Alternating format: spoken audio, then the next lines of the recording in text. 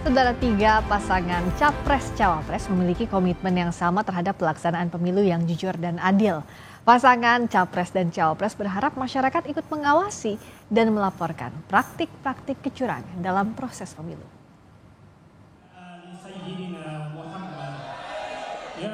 KPU Selasa malam telah menetapkan nomor urut pasangan Capres-Cawapres 2024. Saat acara pengundian nomor urut, tiga pasangan Capres-Cawapres menyampaikan harapannya agar pemilu mendatang berlangsung jujur dan adil.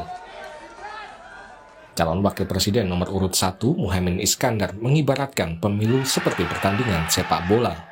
Caimin mengajak masyarakat melaporkan jika menemukan ada pemain dan wasit berlaku curang atau melakukan pelanggaran. Kalau ada pemain yang bersifat curang, tolong diteriaki supaya tidak curang. Kalau ada wasit merangkap pemain, kita foto dan kita sebarluaskan. Kalau ada wasit yang curang, kita laporkan kepada FIFA sebagai lembaga tertinggi. Kalau ada pemain yang nakal dan nekling lawan, foto dan viralkan ke seluruh penjuru. Calon Presiden nomor urut 2, Prabowo Subianto, juga sepakat dengan pasangan Amin soal pemilu yang jujur dan adil. Prabowo menyebut pemilu curang sama dengan mengkhianati rakyat Indonesia. Saya sangat sependapat dengan aspirasi pasangan calon nomor 1. Memang kita bersyukur kita memiliki negara yang berdemokrasi. Kita percaya dan yakin KPU akan melaksanakan semua proses pemilihan umum dengan sebaik-baiknya,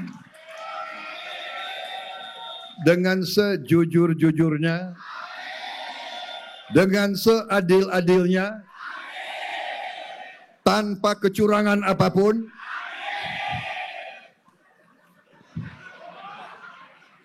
Karena kalau melaksanakan pemilu yang curang, mengkhianati bangsa dan rakyat Indonesia.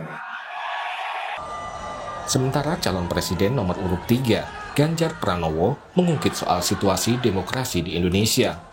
Ganjar juga meminta masyarakat berani mengungkapkan dan melaporkan praktik-praktik yang mencederai demokrasi. Demokrasi yang berjalan jurdil, situasi yang bisa berjalan pada rel, dan kita selenggarakan dengan betul-betul membawa integritas yang jauh sekali dari unsur KKN. Harus kita pastikan. Inilah amanat reformasi dan inilah amanat konstitusi yang sekarang kita pegang. Dan tentu kita mesti menyelamatkan seluruh golongan, seluruh kelompok masyarakat, dan bagaimana sejatinya kita menjaga NKRI. Bapak, Ibu, saudara sekalian, diam itu bukanlah pilihan. Dan bicara, ungkapkan, dan laporkan praktek-praktek tidak baik yang akan mencederai demokrasi. Setelah menetapkan nomor urut pasangan Capres-Cawapres, tahapan Pilpres selanjutnya adalah kampanye. Masa kampanye Pilpres akan dimulai pada 28 November mendatang. Tim Liputan, Kompas TV. Tiga pasangan Capres-Cawapres menyoroti soal pemilu tanpa kecurangan, pemilu yang jujur dan adil. Mengapa hal ini jadi perhatian utama para peserta pemilu?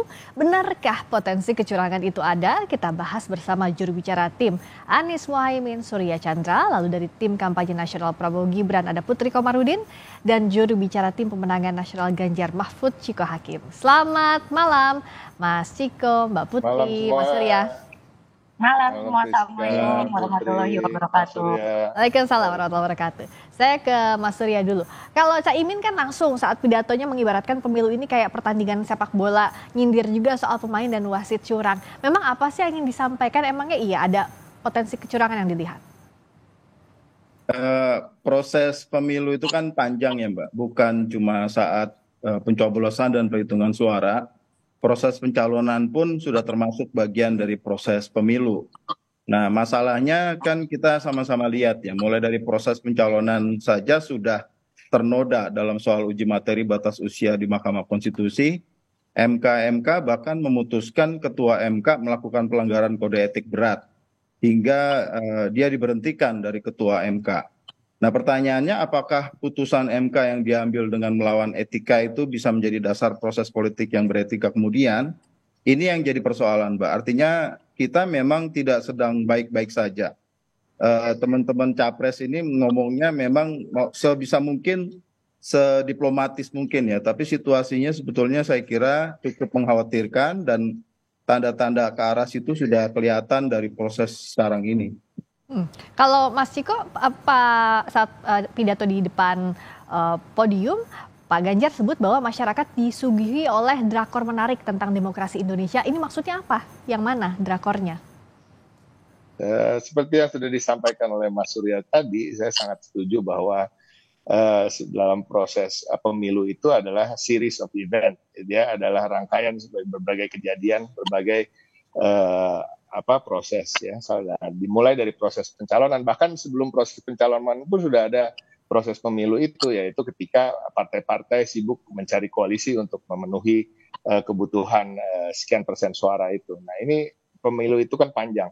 Nah, di proses pencalonan kita ketahui sudah sendiri, bahkan ketika proses koalisi pun sudah banyak drama-drama yang terjadi, ya kan? Ada KIB yang kemudian berubah, ada bongkar pasang di mana, dan kita tahulah proses-proses itu bisa terjadi bukan sekedar karena keinginan masing-masing partai aja. Jadi ada tanda kutip lah penyanderaan dan lain-lain, tapi itu topik yang berikutnya.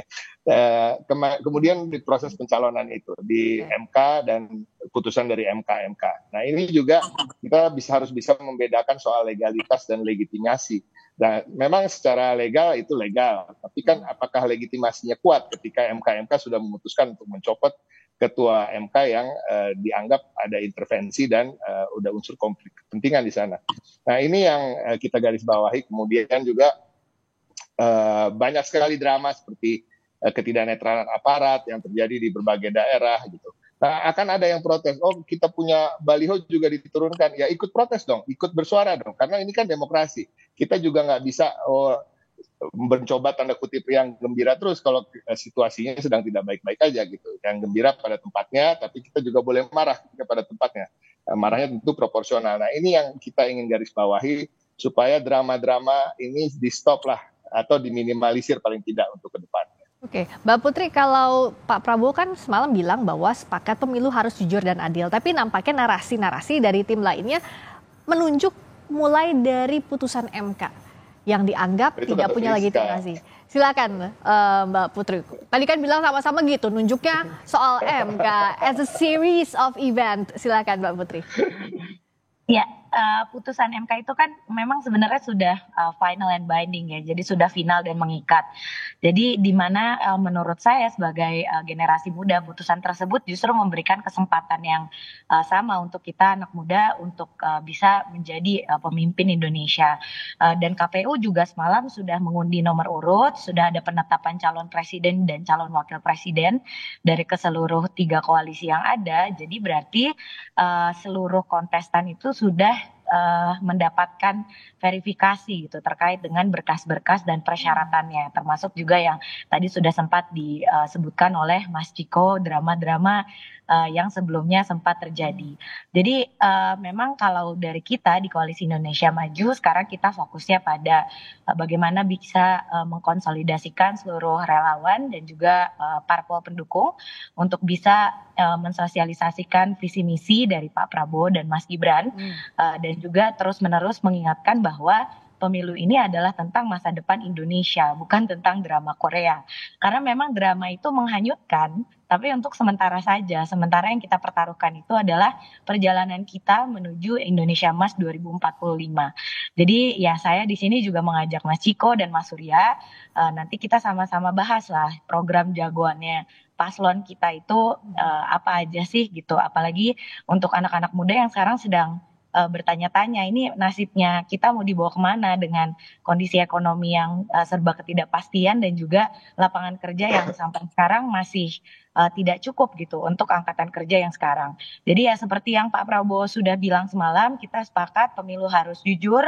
Beliau juga sangat suportif terhadap paslon nomor 1 dan juga nomor 3. Dan beliau juga maunya kita di sini bisa menjaga persatuan Indonesia. Jangan biarkan pemilu ini seperti 2019 gitu, memecah belah sampai lukanya terasa sampai dengan hari ini. Gimana untuk adu gagasan Mas Ciko tanpa meninggalkan drama? Meskipun kan kalau kita lihat tensinya pasti akan tinggi lah ya. Untuk perebutan kekuasaan ini nggak mungkin enggak. Tapi gimana untuk jadi tolok ukurnya ini bebas drama atau seenggaknya tidak terlalu banyak drama?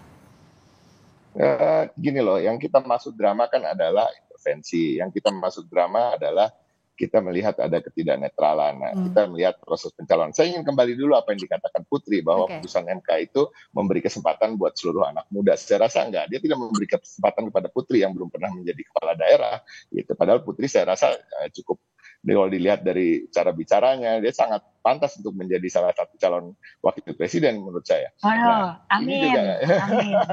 Nah, saya juga pernah mengatakan bahwa ini tidak memberikan kesempatan kepada seorang, contohnya seperti Nadiem Makarim misalnya. Dia sedang menjabat sebagai menteri di kabinet dan dia cukup berhasil, dan dia kementeriannya dia adalah dengan anggaran yang paling besar, usia dia 39 tahun, tapi dia tidak diikutsertakan dalam putusan itu. Artinya kita harus setuju dulu faktanya bahwa keputusan itu dikhususkan untuk satu orang, ya itu. Nah, ini yang menjadi drama yang utama. Itu saya setuju dengan apa yang dikatakan Mas Surya. Nah, kembali lagi tadi apa pertanyaan mengenai gagasan. Gagasan kedepannya tim pemenangan nasional Ganjar Mahfud sudah sangat tidak sabar ingin mengemukakan gagasan-gagasan kami. Tapi kembali lagi, jangan kaget, jangan juga alergi kalau kami tetap akan merefer tentang rekam jejak, ya kan, tentang apa-apa yang sedang dilakukan oleh calon presiden maupun calon wakil presiden, ya kan. Karena memang rekam jejak dan segala macam track record yang lainnya itu melekat pada gagasan yang akan mereka bawa. Kita nggak bisa melepas itu menjadi kesatuan yang tidak utuh. Itu adalah kesatuan yang utuh. Siapa yang membawa gagasan, itu sama pentingnya dengan gagasan yang dibawa oleh seseorang. Ya, saya memberikan contoh ya, ketika kita bicara soal keadilan atau soal memperjuangkan hak asasi manusia, ya apakah pantas dibawa oleh seseorang yang punya track record, punya pelanggaran HAM dan lain-lain. Nah, atau orang yang membicara tentang masa depan yang setara atau kompetisi yang tanpa nepotisme, ya kan? Berarti seseorang yang menjalankan sesuatu dengan nepotisme, ini kan menjadi satu kesatuan gitu. Jadi jangan alergi, karena inilah demokrasi. Kita harus bisa terbuka, seperti Mas Surya tadi juga sempat katakan, bahwa kita nih kadang-kadang masih pekeuh untuk menyebut nama, untuk mengatakan apa yang sesungguhnya, ya kan? Padahal demokrasi kita jujur sedang berada di titik yang tidak kita inginkan. Mbak Putri siap kalau diserang kanan kiri tim Prabowo Gibran yang saat ini berlangsung. Selain adu gagasan, tadi kata Mas Ciko jangan alergi juga kalau ada narasi-narasi serangan soal rekam jejak dan sebagainya. Ya, tentu kalau kita sih berpikirnya selalu pada bagaimana kita juga bisa membuat pemilu ini adil untuk semua pihak gitu. Kalau tadi Mbak Friska kan bilang apakah siap untuk diserang kanan kiri, toh kita juga sekarang melihat gitu banyak juga pihak-pihak yang sekarang melaporkan misalnya dugaan kecurangan pemilu terhadap paslon tertentu gitu. Jadi kemarin sempat beredar juga fakta integritas di mana diharuskan PJ kepala daerah itu untuk mendukung pasangan calon tertentu. Itu kan baru dugaan, berarti harus dibuktikan dan harus juga diproses oleh aparat penegak hukum. Berarti nanti akan ada pelaporan dan lain-lainnya. Makanya saya setuju dengan ketiga paslon kemarin, mereka bilang ketika ada kecurangan pemilu di level manapun, baik itu pilpres ataupun pileg dan juga pilkada nantinya, itu kita sama-sama harus melaporkan hal tersebut supaya kita bisa berbarengan menjaga demokrasi ini tetap utuh dan juga tetap adil untuk semua pihak. Jadi kalau pemilu ini biasanya memang bikin panas, saling tuduh. Yang penting bagaimana kita bisa membuktikan hal tersebut sehingga kita bisa sama jaga-jaga demokrasi kita. Jadi ya buat Mas Ciko dan Mas Surya, tentu juga kita akan senang gitu nanti untuk diajak berdiskusi, berdebat soal itu. Kalau kita di Koalisi Indonesia Maju tidak akan sakit hati, karena seperti yang Pak Prabowo selalu bilang, senyumin aja. Jadi belajarlah kita untuk tidak memakai perasaan dalam memperjuangkan bangsa Indonesia ini. Jadi lebih pada fokus pada tujuan akhirnya. Mbak Putri? Oke, sinyal terputus tampaknya kalau Mas Surya. Kalau Caimin juga tadi kan di-mention juga bahwa cukup menarik. Kalau ada sesuatu kecurangan, foto lalu viralkan. Yakin ini akan efektif? Yang jelas ini Mbak, ini saya nggak ngerti Mbak Putri ini belajar dari mana bacaannya atau dia diajarin siapa ya. Kita ini tidak sedang baik-baik saja loh. Jadi lepas dari siapa calon pendukung yang didukung sebagai capres atau cawapres, memang ada masalah di dalam proses pemilu tahun ini. Dan ini berbahaya kenapa? Karena menyentuh langsung pada lembaga pengadilan yang diharapkan bisa menyelesaikan sengketa gitu nantinya. Dan sengketa itu niscaya karena pasti ada yang puas, ada yang tidak. Nah kalau kita tidak percaya pada lembaga pengadilan seperti Mahkamah Konstitusi, kemana arah kita gitu. Jadi ada semacam upaya seperti membiasakan sesuatu yang luar biasa begitu. Ini sebetulnya situasi betul tadi Bang Ciko ya. Udah kalau rakyat tuh harusnya sudah marah gitu ya. Tapi kita belum sampai titik seperti itu. Kenapa? Karena ekonomi relatif stabil 5%. Walaupun 5% itu 10 tahun terus-terusan tidak pernah naik. Dan kita terancam tidak bisa mencapai upper middle income. Artinya akan middle income trap 2045 nanti. Kenapa? Karena Presiden Jokowi di periode kedua khususnya itu sangat dominan. Pembangunan itu untuk 10% di atas dan 20% yang di bawah. Padahal kelas menengah inilah titik utama atau yang harusnya jadi perhatian utama kalau memang kita mau jadi negara maju begitu. Artinya keberlanjutan yang disebut-sebut itu ini bukan keberlanjutan, tapi keberlanjutan bukan untuk perbaikan, tapi keberlanjutan dari masalah. Dan bagi kami ini penting sekali diangkat ke publik begitu. Artinya jangan cuma karena ada penggiringan opini publik kita tidak mendapat gambar yang jelas begitu. Kita tidak mendapatkan fakta yang sesungguhnya. Ini situasi rasanya ya kalau benar-benar ngerti politik, ini semestinya kita semua harus khawatir. Dan demokrasi terancam begitu karena kekuasaan tertinggi memainkan segala resources yang dia punya untuk kepentingannya dan memenangkan calon yang dia pilih begitu.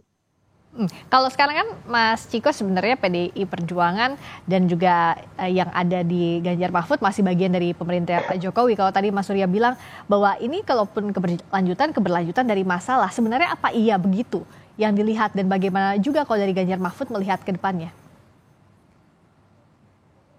Iya, kami tidak bisa menafikan apa yang telah dicapai oleh Presiden Jokowi. Ini kita semua harus sepakat juga bahwa pemerintahan beliau selama 10 tahun banyak pencapaian. Tapi kita juga harus tahu bahwa ada masalah seperti Mas Surya bilang di dalam bidang hukum tentunya dan dalam proses demokrasi kita. Ini bukan masalah yang main-main. Ini adalah core masalah dasar. Jadi sebuah negara itu tentu punya values dasar ya, yang di atas kita bicara soal ekonomi dan lain-lain. Kita sudah sepakat bahwa ini adalah sebuah republik yang sifatnya demokratis dan ini yang sedang kita lihat. Nah, kita juga ada amanat-amanat reformasi yang sepertinya sedang terabaikan. Kita bicara soal korupsi, kolusi dan nepotisme. Nah, ini juga harus menjadi titik berat daripada perhatian kita politisi maupun masyarakat.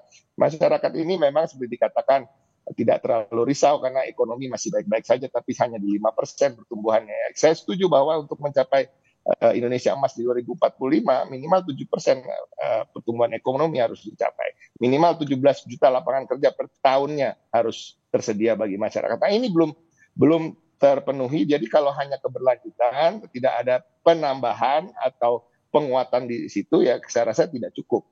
Nah ini yang kita harus tetap sama-sama sadari dan ini sesuatu yang serius, bukan hal yang main-main gitu. Oke, Mbak Putri sudah tersambung lagi.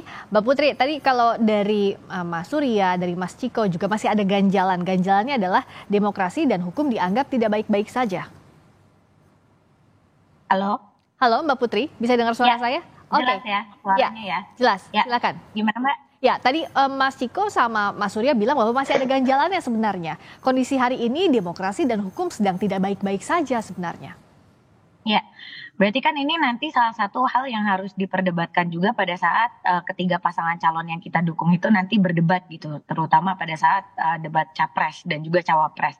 Jadi yang menarik di sini adalah ternyata kita, terutama kita-kita yang berjuang di kontestasi pileg mempunyai PR yang sangat besar gitu untuk nanti dikerjakan di tahun 2024 sampai 2029.